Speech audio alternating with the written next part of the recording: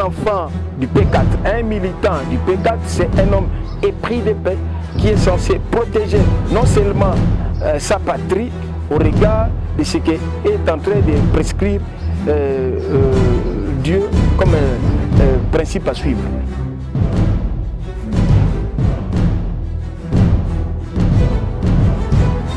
J'aimerais un peu savoir, lorsqu'on voit le drapeau du P4, il figure en bas la devise de Dieu, Dieu et la patrie.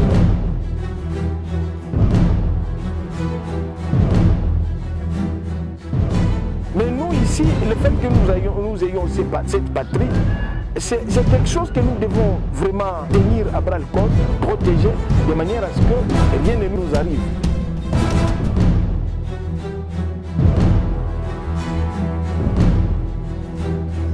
Faustin Papi Matchavouvou, coordonnateur provincial du Parti du Peuple pour la Paix et le Progrès.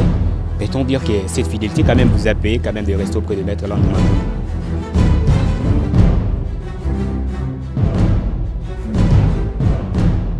Landou Mandoundou, avant qu'il soit d'abord le président national du P4, c'est d'abord un père de famille. Moi, je lui connais sobriquet, c'est le dénominateur commun.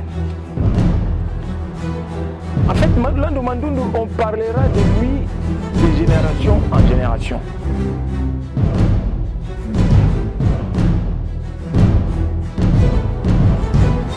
Le P4, c'est un parti jeune, mais qui est doté de plusieurs cadres capables de bien gérer la chose publique. Nous avons au sein du P4 d'abord une Bible.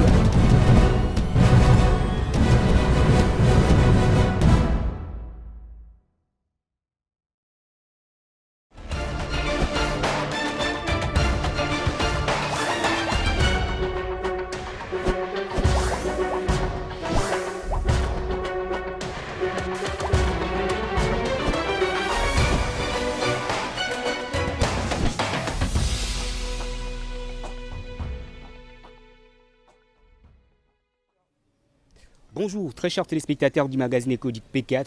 Nous avons un réel plaisir de vous voir nombreux devant vos petits écrans et nous vous souhaitons la bienvenue dans ce tout premier numéro de votre magazine.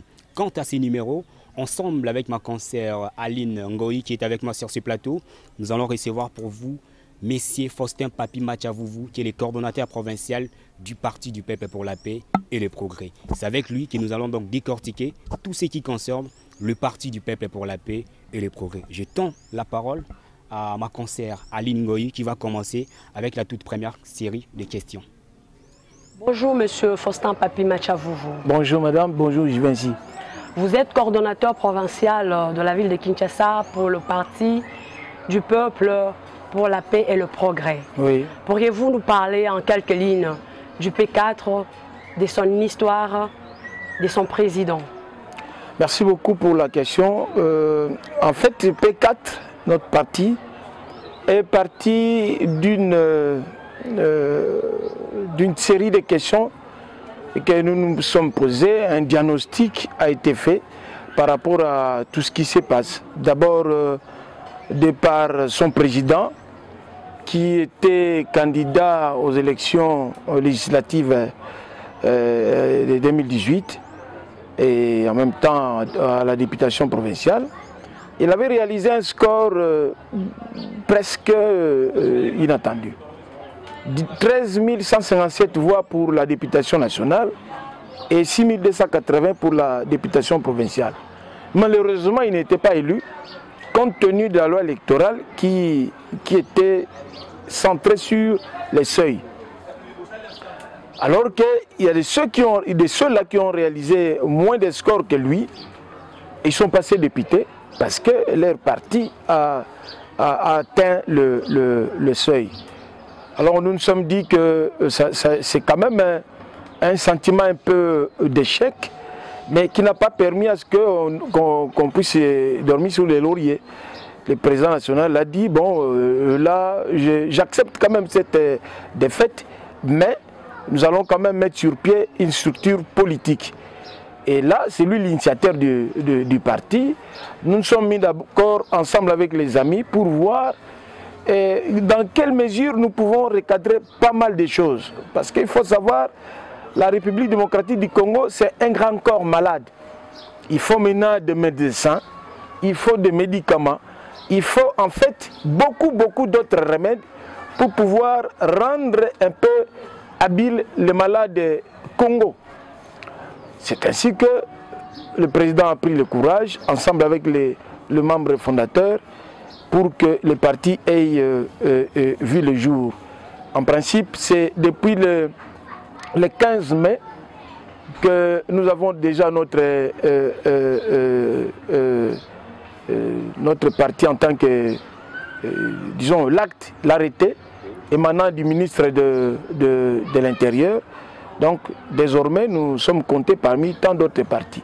C'est vrai que les gens vont dire qu'il y a déjà bon nombre de partis, mais le P4 se distingue de par beaucoup de choses à l'interne. Il y a, de par son organisation, de par son projet de société qui est, sans vraiment hésiter, c'est parmi les meilleurs. C'est ainsi que vous avez ce P4 qui est l'affaire de tous les Congolais, à tous les échelons, à toutes les échelles sociales.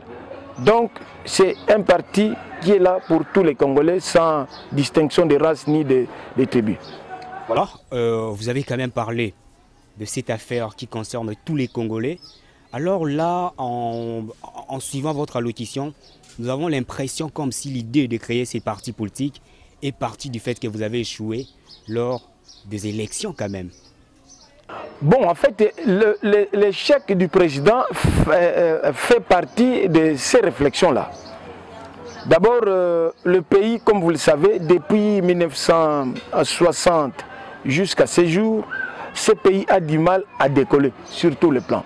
Sur le plan politique, sur le plan économique, sur le plan social et sur tant d'autres plans. Les pays de 1960 à 1965 avaient un PIB équivalent ou dépassant celui d'Afrique du Sud, de la Corée du Sud et presque équivalent au Canada. Aujourd'hui, vous savez que le Canada est compté parmi les pays les plus développés. Il est membre du G8. La Corée du Sud est comptée parmi les pays émergents.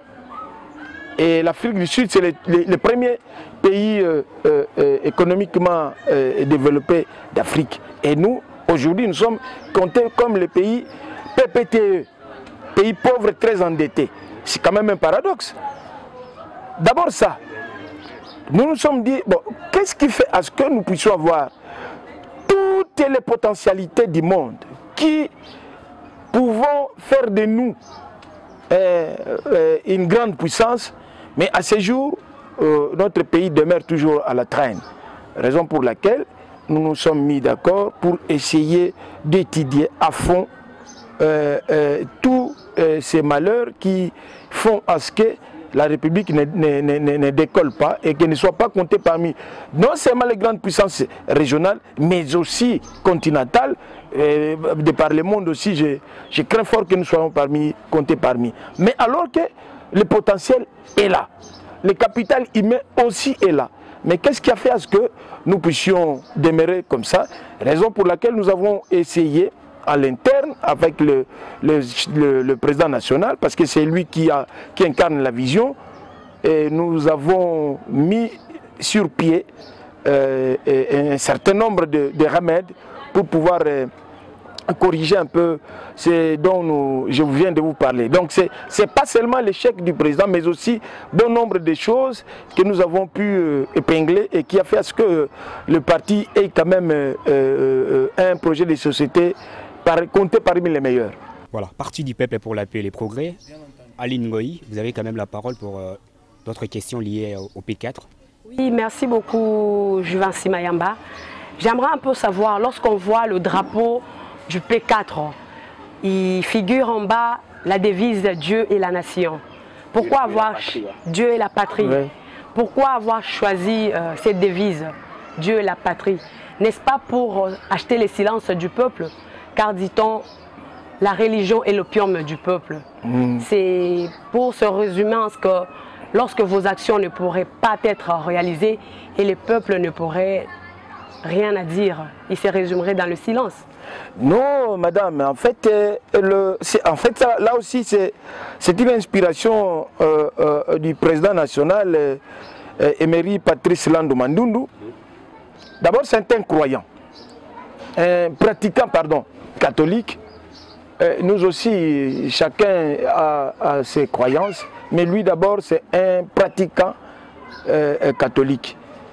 Nous sommes dit, vous savez, Dieu, nous ne sommes pas athées, nous sommes dans un pays à majorité chrétienne, donc au moins, tout humain a tendance à avoir une certaine croyance.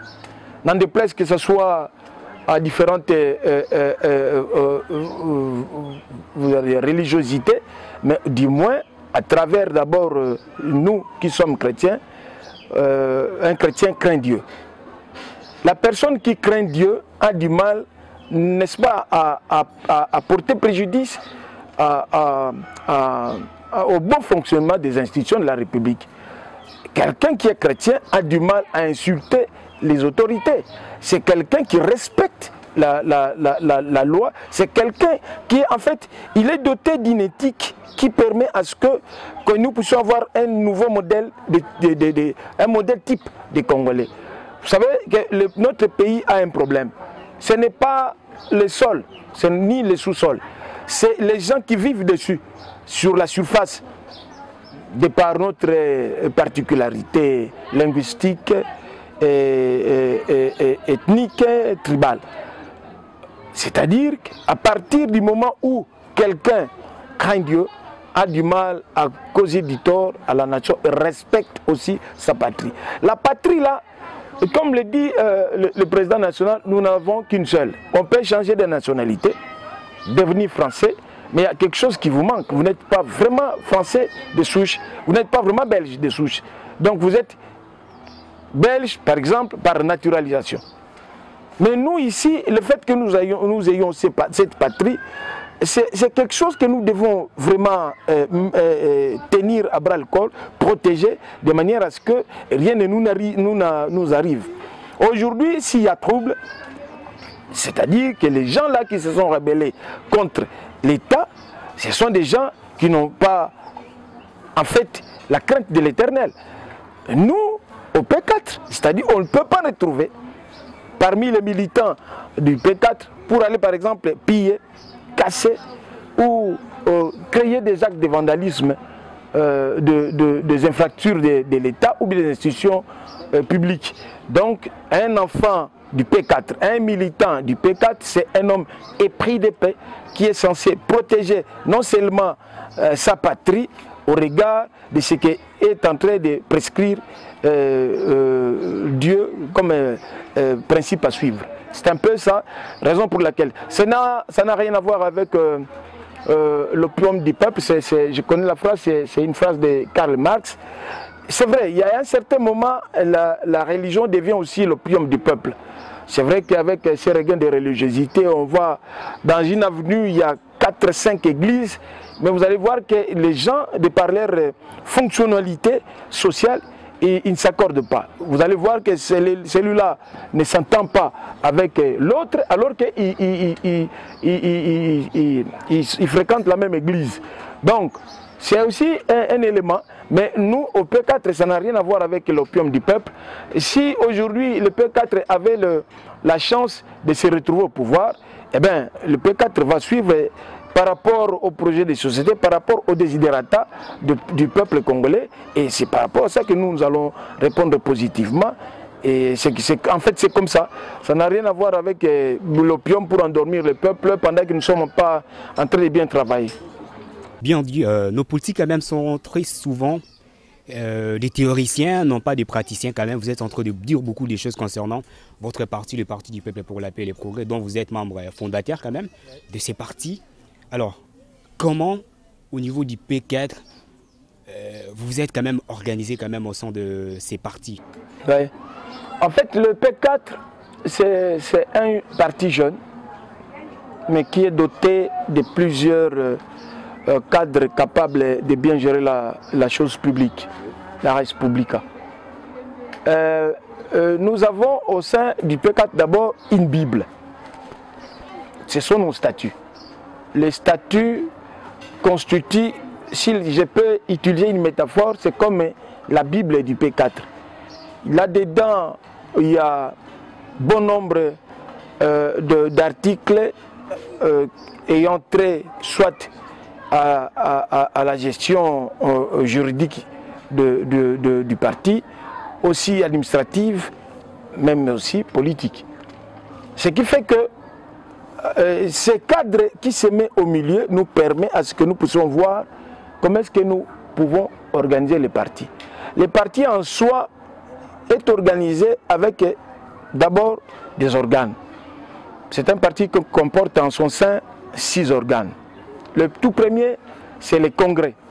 Le deuxième, c'est le bureau politique. Le troisième, c'est le comité exécutif national. Le quatrième, c'est la coordination provinciale. Le cinquième, c'est la diaspora. Et le sixième, les forces associatives.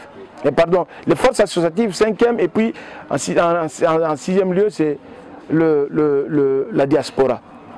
De par cette formation organique, vous pouvez sentir que c'est vraiment un parti très organisé. Il y a un président national, il y a un secrétaire général, et ensuite des secrétaires exécutifs nationaux chargés de plusieurs secteurs. Et en fait, prenez-le comme des ministres de l'État. Nous essayons de faire une sorte d'assimilation à ce qui se passe au niveau du gouvernement national. Et là-dedans, vous allez voir tous les secrétaires exécutifs nationaux sont liés à un secteur donné, soit des hydrocarbures, soit des questions juridiques, ainsi de suite. Là, au niveau du comité national, c'est comme c'est parce que c'est le comité qui est censé gérer au quotidien le parti. Bon, avant de parler d'abord de votre coordination provinciale, oui. On sait que Maître Landou Mandoundou était d'abord, parce que vous avez parlé quand même de cette histoire, oui. Avant la création de ces partis du peuple pour la paix et le progrès, oui. Tout est parti d'un point. Maître Landou était quand même entouré aussi avec beaucoup de personnes, et certains ont eu quand même le courage d'aller fonctionner à l'air, d'aller prester ailleurs. Et pourquoi vous êtes toujours resté près de Maître Landou Mandoundou de Patrice? Oui, bon, vous savez, il y a les départs, ça ne commence pas aujourd'hui, hein. Ça a commencé entre Dieu et Satan. Satan, il était disciple de Dieu. Et puis, ayant troublé la quiétude du paradis, il a été chassé. Raison pour laquelle aujourd'hui, nous avons un autre maître en dehors du Dieu Tout-Puissant. Landou Mandoundou, avant qu'il soit d'abord le président national du P4, c'est d'abord un père de famille. Moi, je lui ai collé un sobriquet, c'est le dénominateur commun. En fait, Landou Mandoundou, on parlera de lui de génération en génération. Parce qu'en tant que directeur de cabinet de la fonction publique, il a fait ce que peut-être les autres ministres n'ont jamais fait, surtout avec la jeunesse. Ce monsieur, il incarnait des valeurs positives qui ont permis à ce que, pendant qu'il était directeur des cabinets, le professeur Michel Bongongo, que je cite en passant, était compté parmi les meilleurs des ministres. Vous savez, le travail d'un ministre est entre les mains de son directeur de cabinet.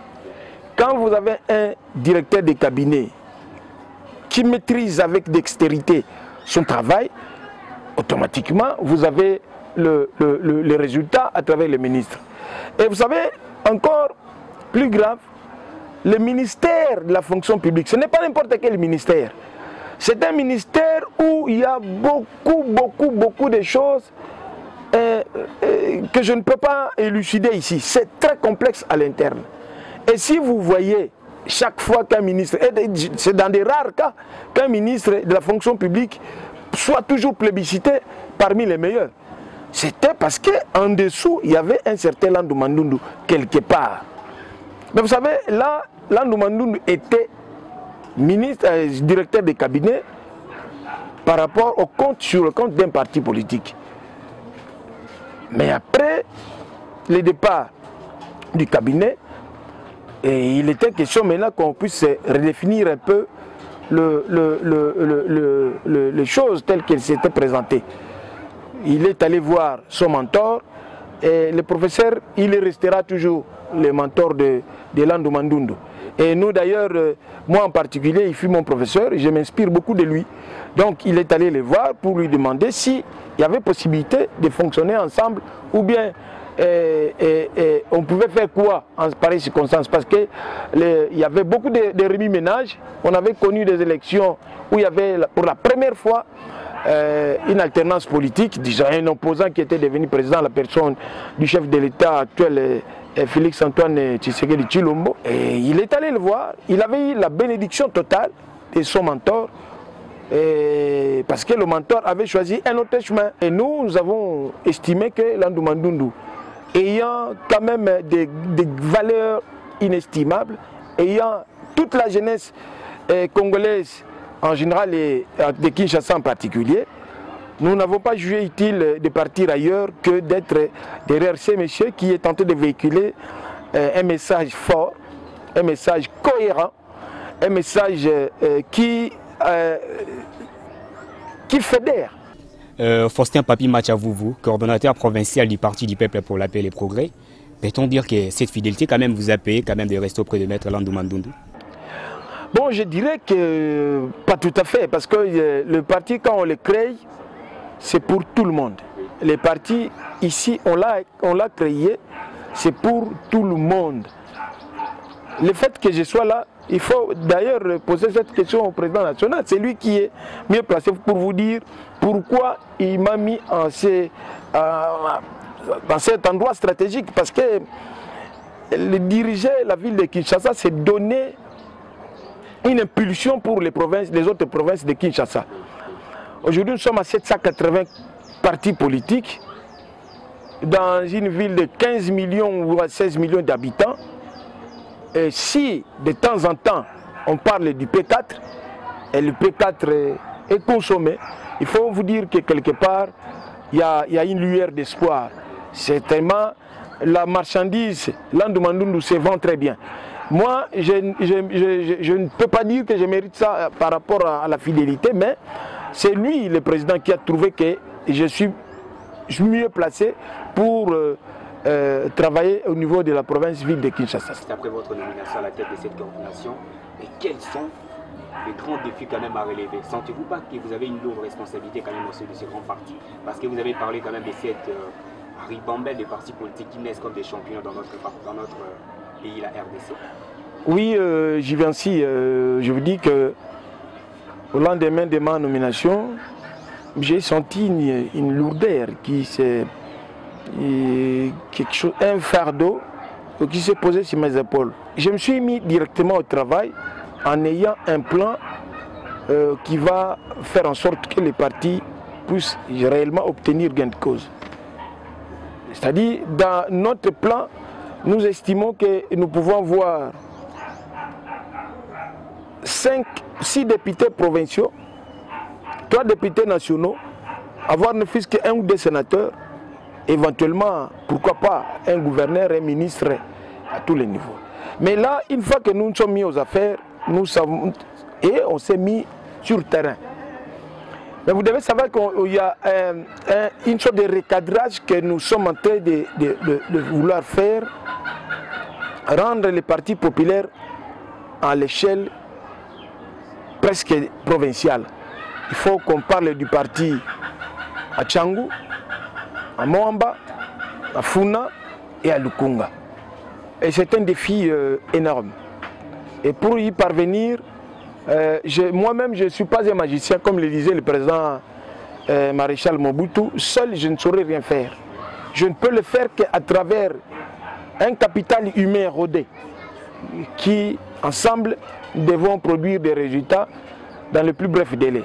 Mais du moins, nous sommes en train de tabler sur 1 million de militants sur la ville de Kinshasa pour que nous puissions avoir éventuellement des élus. Et ça aussi c'est un défi, mais ce n'est pas impossible. Vous savez que ça s'accompagne avec beaucoup de corollaires, beaucoup de facteurs, notamment géopolitiques, sociologiques, démographiques, financiers. Et là, c'est comme ça que nous nous sommes rendus compte que la tâche n'était pas aisée. Mais nous devons dire que nous sommes prêts parce qu'aujourd'hui, si on essaye d'être incapable d'assumer les rôles à l'échelle d'un parti, comment pouvons-nous les jouer dans une structure beaucoup plus dans une structure étatique?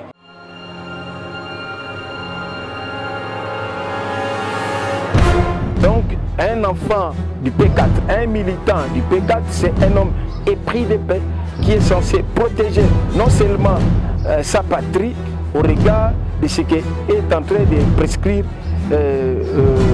Dieu comme principe à suivre.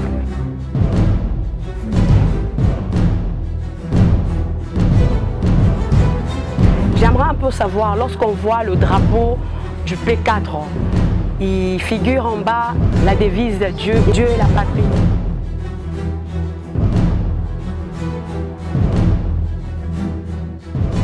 Mais nous ici, le fait que nous ayons cette patrie, c'est quelque chose que nous devons vraiment tenir à bras le corps, protéger, de manière à ce que rien ne nous arrive.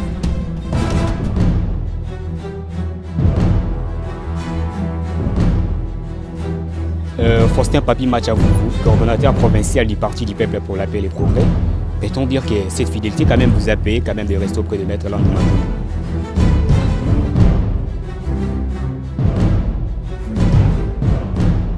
Landou Mandoundou, avant qu'il soit d'abord le président national du P4, c'est d'abord un père de famille.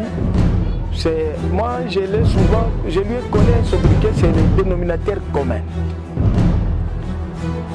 En fait, Landou Mandoundou, on parlera de lui de génération en génération.